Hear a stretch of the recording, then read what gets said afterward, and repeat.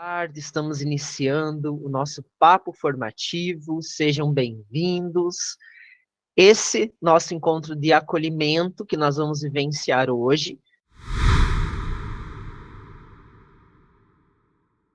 Eu acho que eu nunca desisto, eu sempre tento, procuro ver o lado bom das coisas e nunca desisto.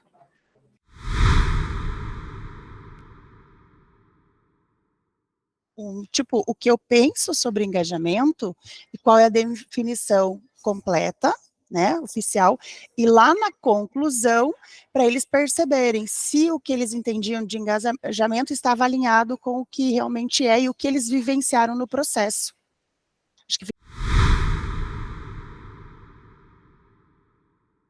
Vamos considerar a curiosidade dos estudantes para contextualizar os temas abordados na aula, considerar o conhecimento prévio dos estudantes, adotar uma abordagem, linguagem mais próxima da realidade dos estudantes, considerar diferentes formas de aprendizagem, desenho do aluno e promover também a gestão do tempo e da sala de aula.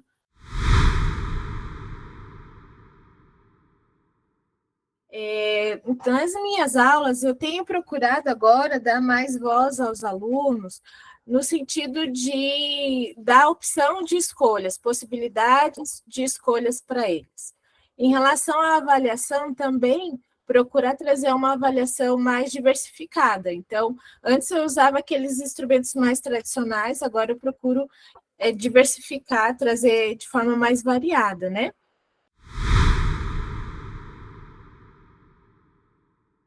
Então, a gente vai aprender a controlar, observar o que a gente pode, dentro, né, desse círculo, que a gente pode controlar ou não. Então, a gente está trabalhando ali as emoções também, e o conteúdo que vem aí em seguida, que daí é a parte linguística.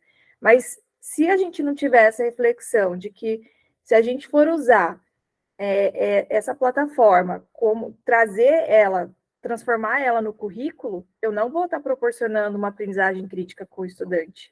Então, a gente tem que saber, enquanto professor, né, fazer essa análise, fazer essa observação e esse aprofundamento.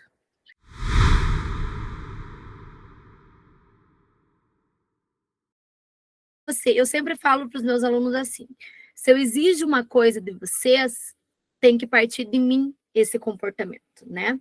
Se eu quero tudo no, se eu quero que você chegue no horário, eu tenho que estar lá no horário, né? Se eu quero um trabalho organizado, o meu trabalho tem que ser organizado.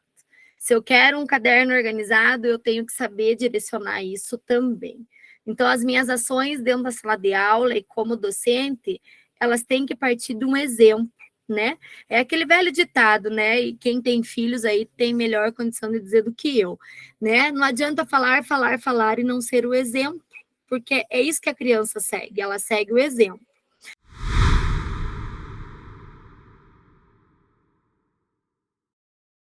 Eu sou a professora Viviane, de português e de espanhol. Muito obrigada, Vanessa, pelas boas-vindas. Estava trabalhando no Núcleo de Curitiba, agora somos a equipe da CED, né, como técnica de língua espanhola, e também ajudando o Rafa ali em engajamento para aprendizagem. Muito obrigada pela voz linda ali também, obrigada, Micheline, pela acolhida, e estou muito feliz de estar aqui.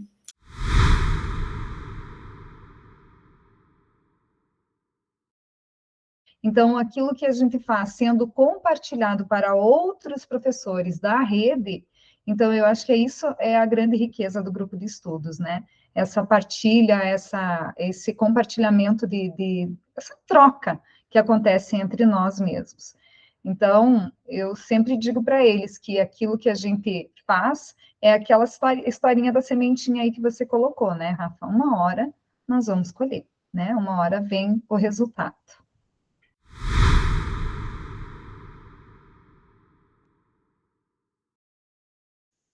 Então, eu sempre falo e uso a palavra e friso com ele. A intenção desse instrumento avaliativo é que vocês tenham a capacidade de desenvolver, de compreender, de relacionar, e cito o conteúdo que eu vou estar trabalhando, né? Então, e aí eu sempre falo com eles, está relacionado com os descritores lá da nossa prova Paraná, né? Para eles saberem, estão aprendendo por quê, né? Então, a intencionalidade desse instrumento é tal. Faço dessa maneira.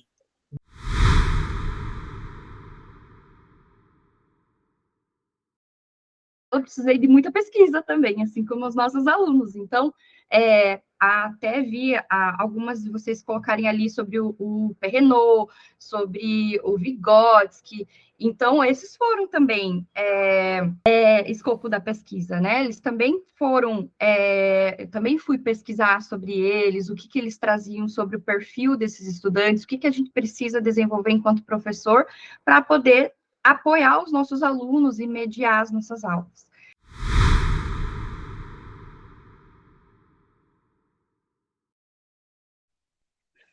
Então, depende muito qual é a ferramenta que eu estou usando, qual o instrumento avaliativo que eu estou usando com eles. Por exemplo, se eu elaboro com eles uma questão de uma avaliação oral, que eu gosto muito de realizar, por ser sociologia, filosofia, né?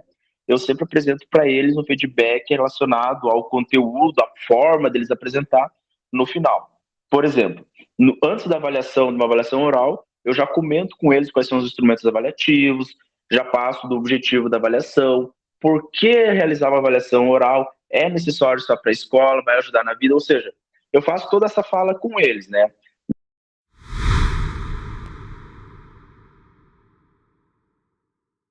Metodologia do peer instruction, que você já vai dar opções, se foi muito bom, se foi razoável, se foi mais ou menos, e faz aquelas porcentagens. Quem acha que hoje foi extraordinário, que aprendeu muito, que não sei o quê, levanta a mão, você vai ter tantos por cento. Quem acha que ainda faltou alguma coisa, e depois vai vendo o que vai faltando, levanta a mão. Também é uma forma, assim, mais geralzão, mas é uma forma.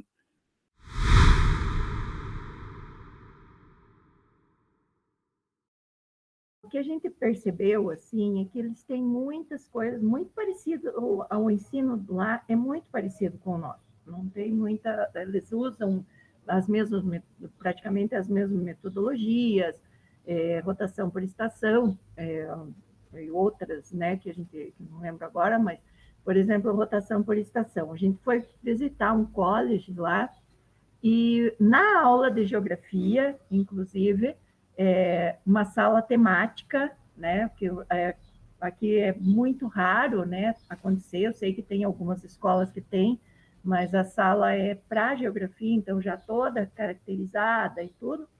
Eles estavam fazendo um trabalho no formato de rotação por estação. Então, eles estavam fazendo um trabalho com gráfico, aí eles tinham materiais nas paredes, nas carteiras, que eles iam lá consultar, olhar, e eles trabalham muito essa questão do respeito à diversidade. Então, a diversidade étnica, a diversidade religiosa, a diversidade de gênero, desde o infantil até a universidade, vamos dizer assim.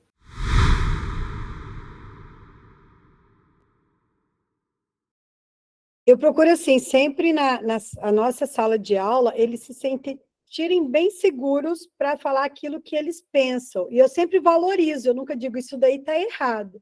E aí, a partir de questionamentos, a partir que eu vou desenvolvendo a aula, aí eu pergunto assim, né? E agora? Aquela sua ideia inicial continua a mesma? Mudou alguma coisa?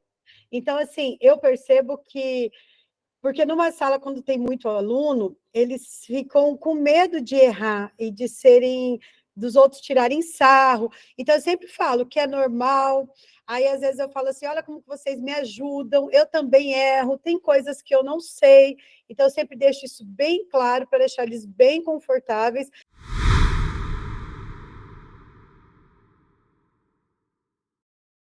Que eu acho muito bonito isso, fazer o que gosta. A gente percebe quando as pessoas fazem realmente o que gostam.